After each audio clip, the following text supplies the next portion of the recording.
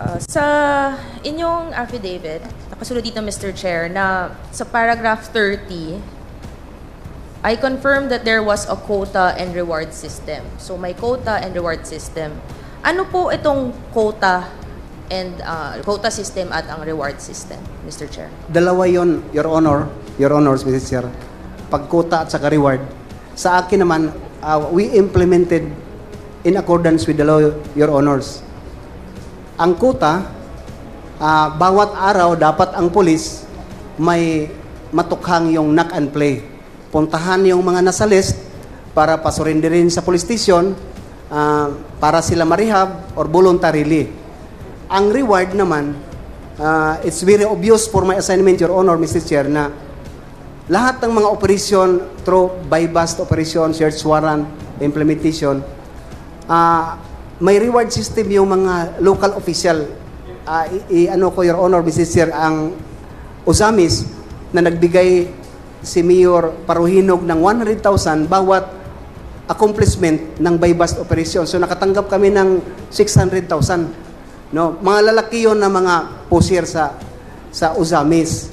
So yun ang pag-intindi ko. The other quota naman at saka yung reward system, alam ng mga pulis lahat yun, Your Honor, Mr. Chair, na patayin, may reward. Kung mamatay yung nasa watch list, may reward system yun ang ibigay.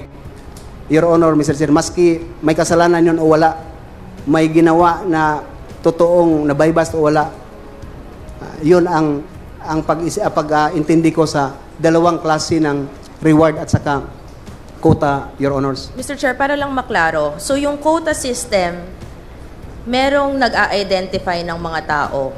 Tama? Yes, Your Honor. Etong quota, kanino galing ang listahan para ma-hit ang quota? From the DI at sa PDEA, mag-consolidate yun sila, Your Honors, Mr. Chair, yung mga intel community. So, bago nila ibigay kay PRRD sa list. So, may nag-o-order, nagbibigay ng listahan dito sa inyo at ibibigay po, Mr. Chair, na ito ang mga listahan, kailangan nyong i-hit ang quota kada adlaw, kada araw. Paano pag hindi ma-hit ang quota, Mr. Chair? For information, Your Honors, kung saan ako masign, hindi ako nag-rely ng order ng tukhang. Wala ko kasi inisip ko yung palagi, Your Honors, Mr. Chair, na they are all victim. Why sila ang atutupagin ko when in fact very clear naman ang pronouncement ng presidente natin na sa Albuera yung mga Espinosa ang drug lord. So bakit magpunta pa ako sa mga user at saka sa poser na nakita ko din, Your Honor, Mr. Chair, na they are all victims lang. Kung makuha yung mga drug lord at saka sana protector, stop na ang illegal drugs. Kaya sa area ko, maski ang Bacolod, Your Honor, Mr. Chair, nakahuli tayo ng 80 to 90 na mga pusher, walang patay. Mr. Chair, kanina sinasabi niya 2 beses na tokhang. Ano po ba ang tokhang para maintindihan natin? Kasi parang standard po ang sa inyo, kami po, hindi namin alam ano po ba ang tokhang. Sorry, Your Honor. Can you shorten your reply to the query of the members, Colonel Espinido? Yes, please proceed. Mr. Chair. Tokhang, that means knock and play.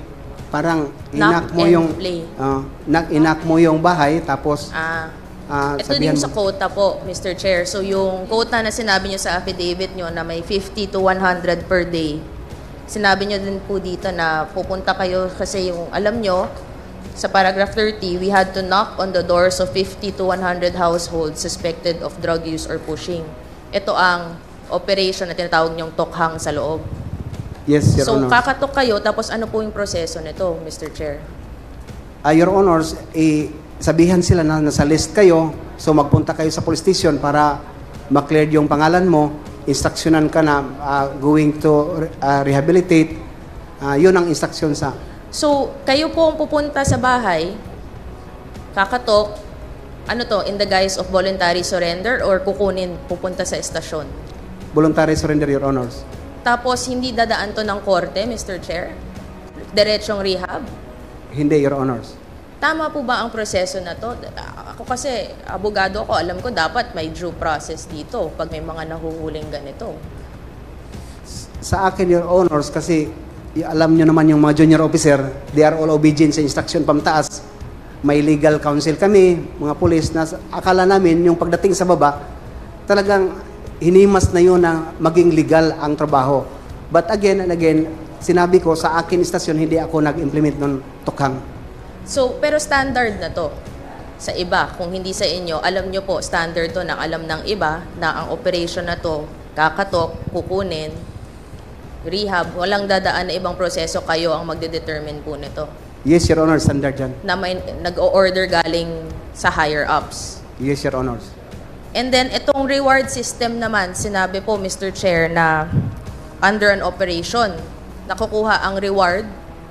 Right after sa accomplishment, Your Honors. Ano ang accomplishment? Ano ang meaning ng accomplishment? Ano ang goal? Sa akin, sa istasyon, yung nahuli mo, na-bypass, din na-implement mo yung search warrant, na-filean mo ng complaint yung mga suspected person. So, may bypass operations, may search warrant. Dun sa affidavit nyo, mga 2 beses kasi na nangyari dito sa yung sa Albuera, may search warrant. Pumasok, Mr. Chair, sila with the search warrant on illegal possession of firearms. Tapos yung nag-search, biglang namatay itong si Mayor Espinosa.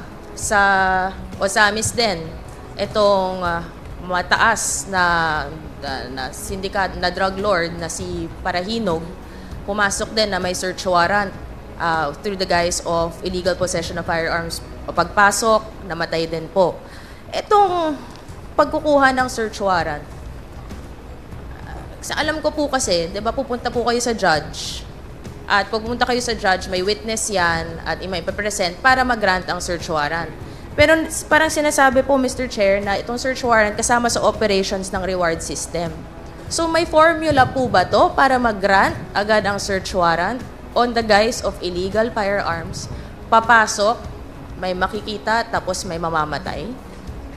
Hindi naman, Your Honor, Mr. Chair. Ang kaugalian, for my experience, pag makita ng judge naman na may probable yung witnesses, deponent, na talagang nandyan may illegal items sa area, sa kung saan naka-indicate yung search warrant, yung affidavit ng deponent at saka applicant na team leader, mag-release ng issue ng search warrant or warrant of arrest ang judge.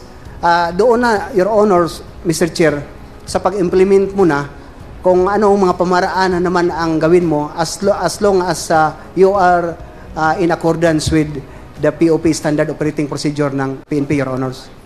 So, itong search warrant, sinusundan naman. Yung mga witness na to, saan po galing? Ang sa Albuera, for your information, Your Honors, hindi ako ang applicant ng search warrant, ang province. Joint lang yon. Ang sa Osamis naman, hindi din ako ang applicant, ang CIDG. So, ang CIDG ba ang pumapasok to search? Since sila naman ang applicant. Joint with us, Your Honor, Mr. Chair, bakit? Kami ang may alam sa area. Yung CIDG, nagpunta lang doon para mag-verify, validate, to confirm na mayroon talagang illegal yung isang subject person.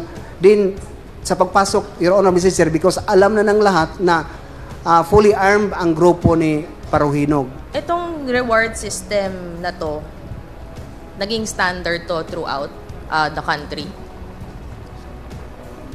Sa pagkakaalam ko, Your Honors, yes. Paano mo nalaman to? May mga kausap ka bang iba na ganito din? Pinag-uusapan nyo? Ano ang sistema nyo dyan? Ganito din ba sa inyo? Very known naman yun, Your Honors. Very known within... Within the PNP. Okay. Standard siya. Hanggang ngayon ba?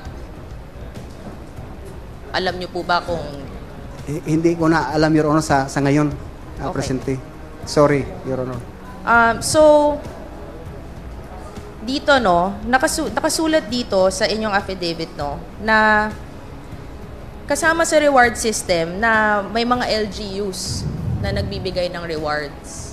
Tama po ba? Yes, Your Honors. And sinabi niyong legitimate naman ang pag-receive ng mga awards sa may voluntary surrender sa grupo niyo.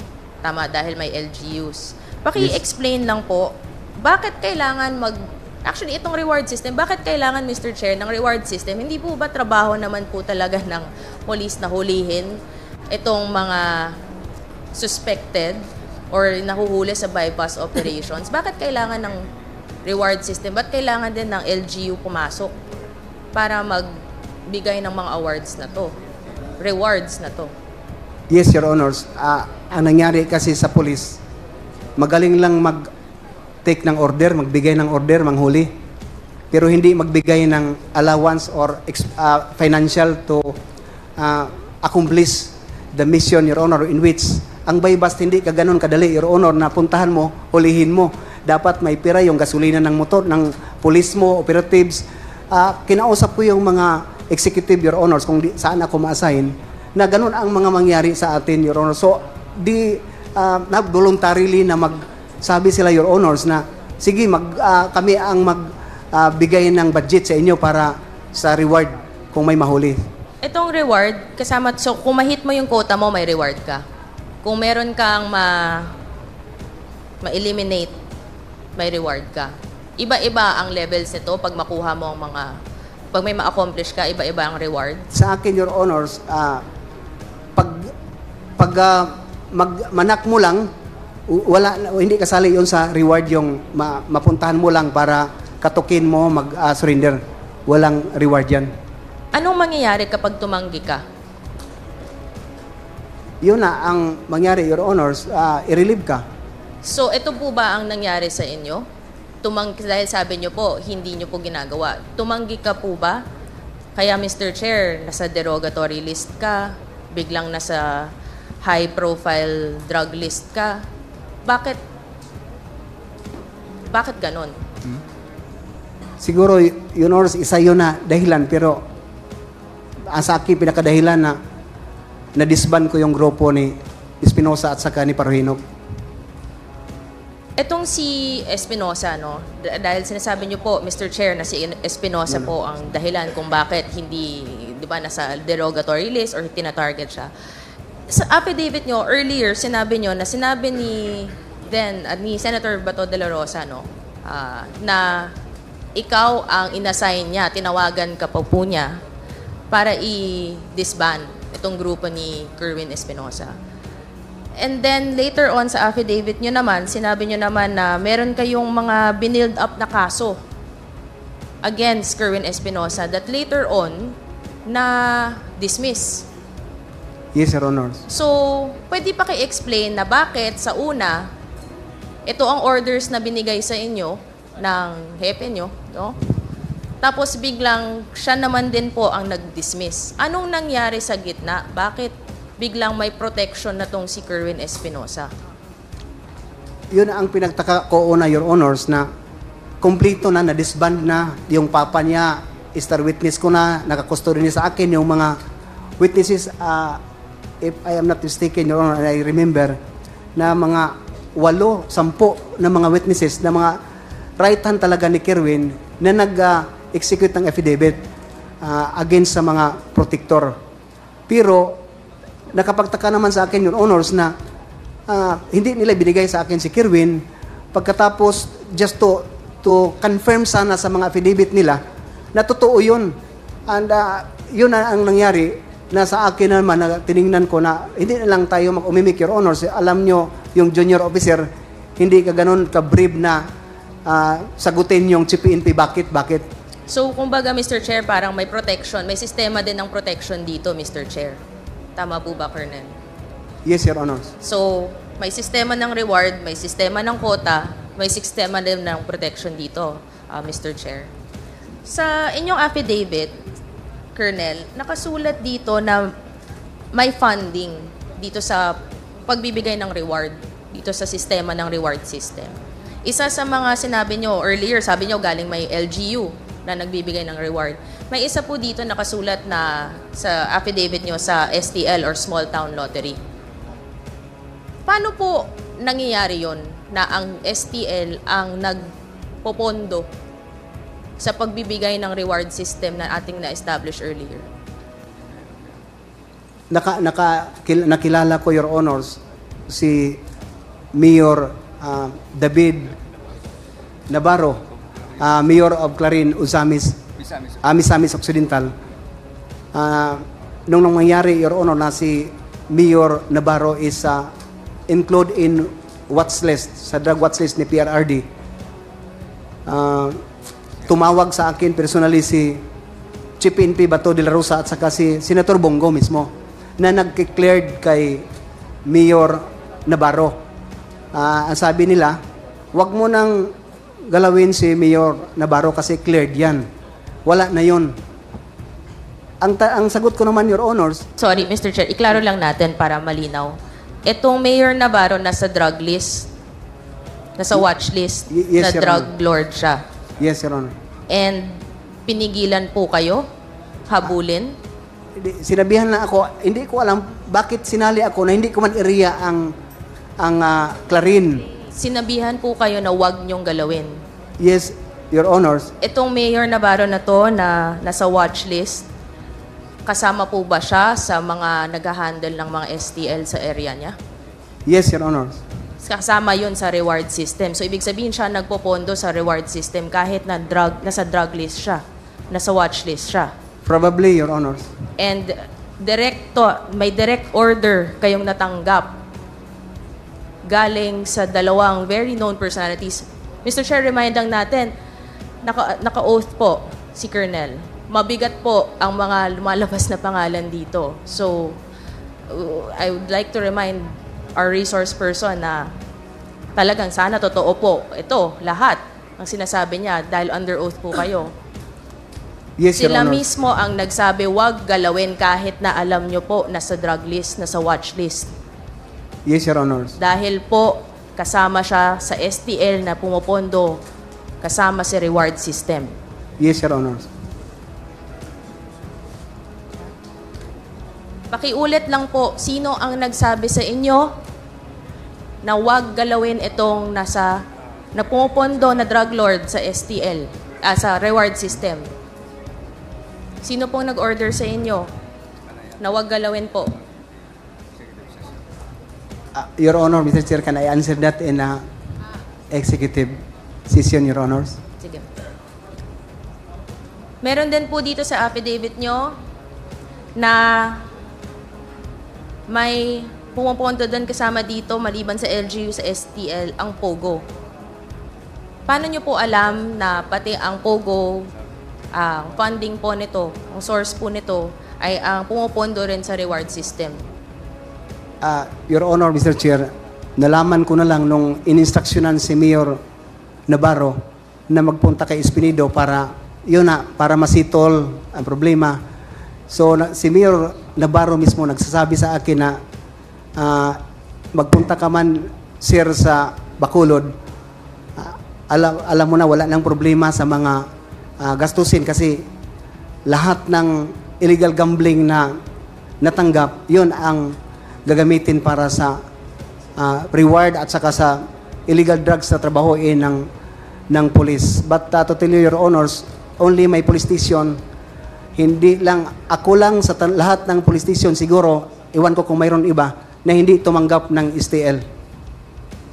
Dito po tayo sa POGO.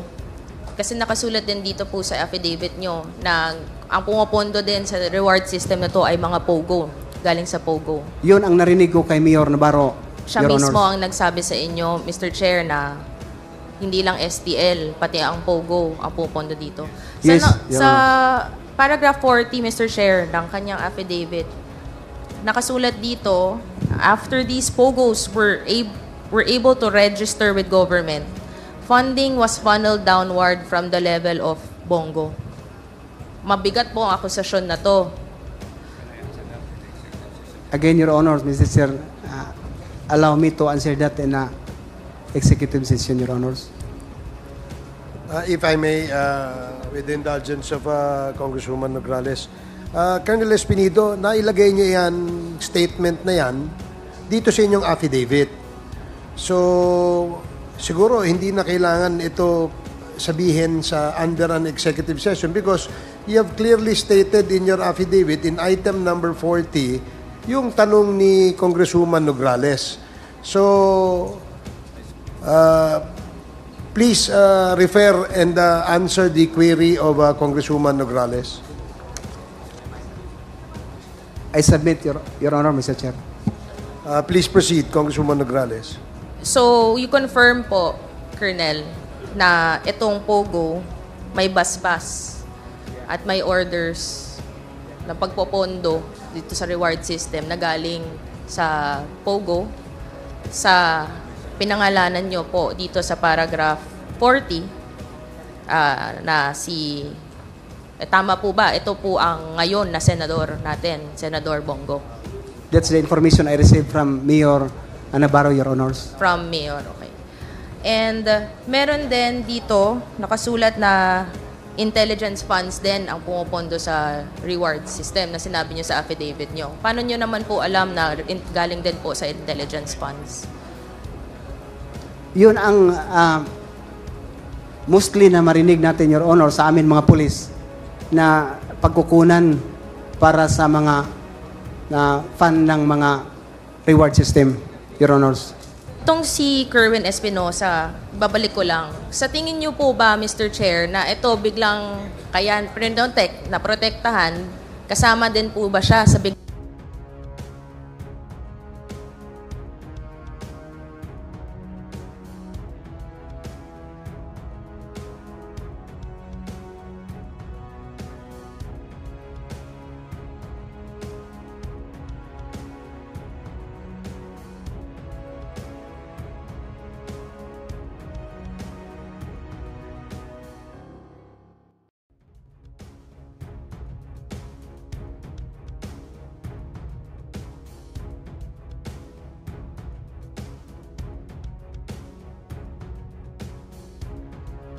who can give a further details of all this and corroborate your statements. Tama po ba, Mr. Yes, Chair? Your Honors. Meron din AIDG. Kasama po. Tama po. Yes, Your Honors.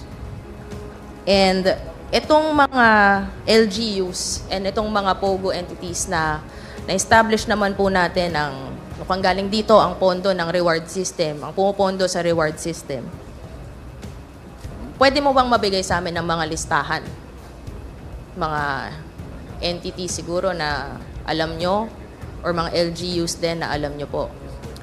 Your Honors, Mr. Chair, sorry for that because I don't have any document na ma-indicate lang yung mga pangalan nila. Just only an information as an chief of police and an officer of the PNP.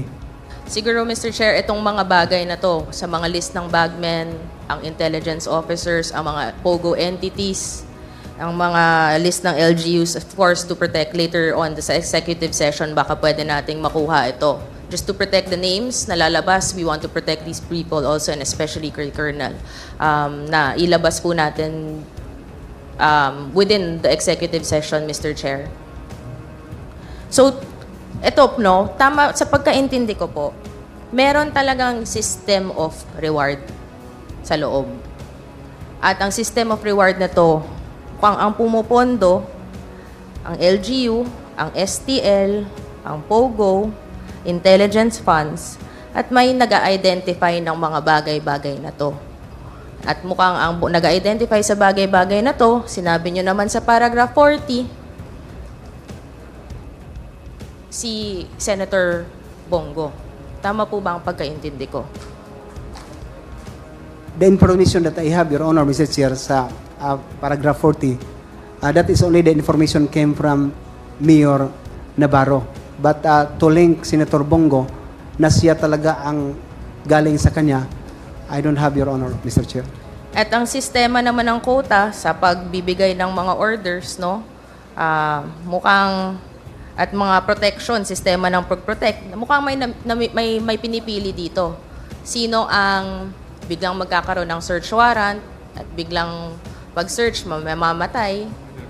At may sistema din na pinoprotektahan, parang katulad nitong ni Kerwin Espinosa na una, hinahabol, ngayon pinoprotektahan.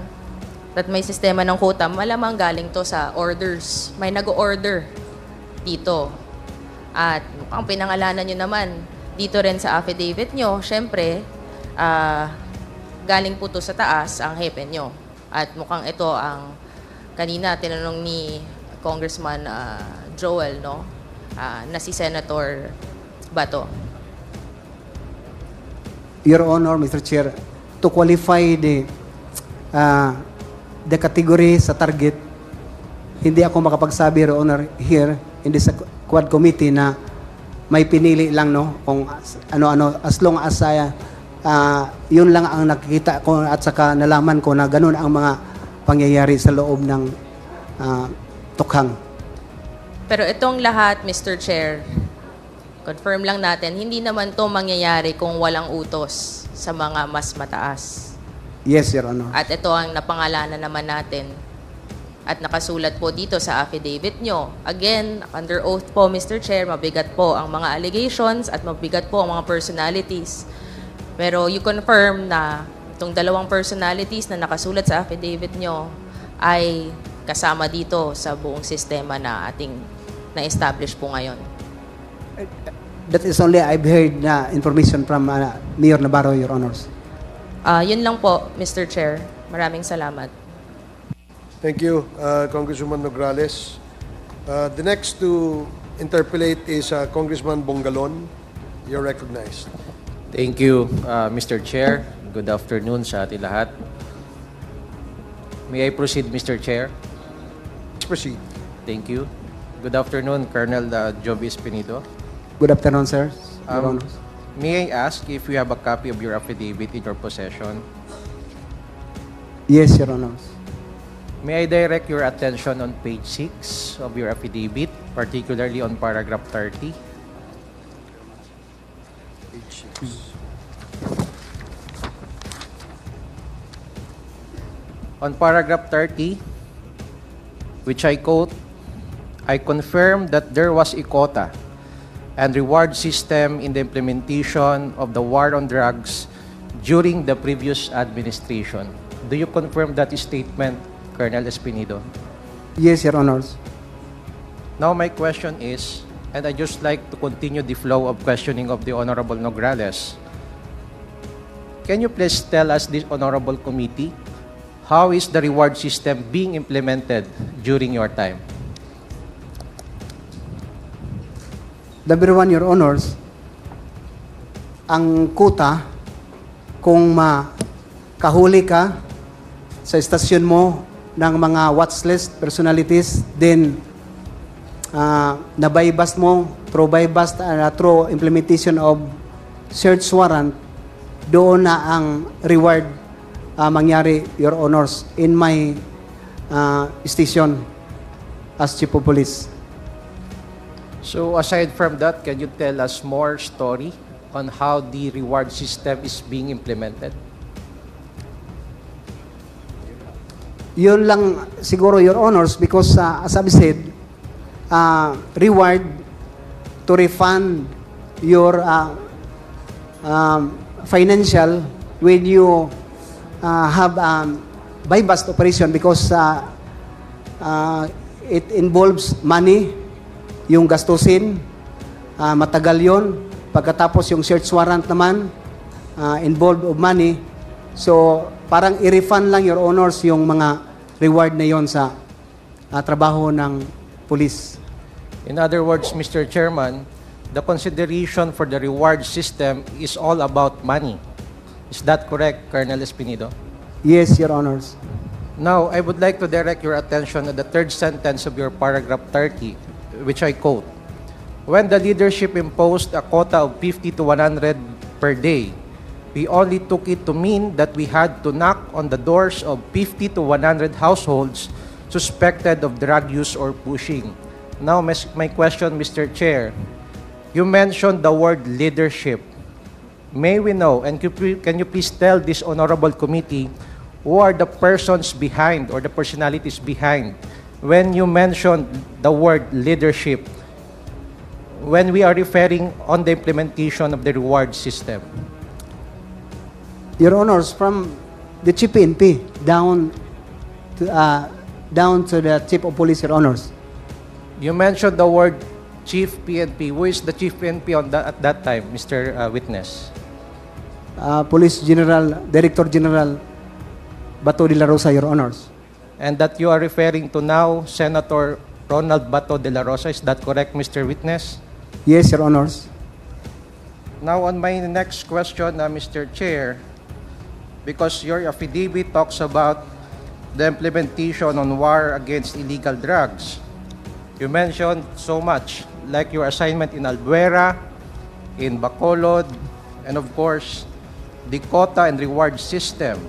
Now, my question, Mr. Chair and Mr. Witness, how would you characterize the war against illegal drug during the time of President Rodrigo Roa Duterte?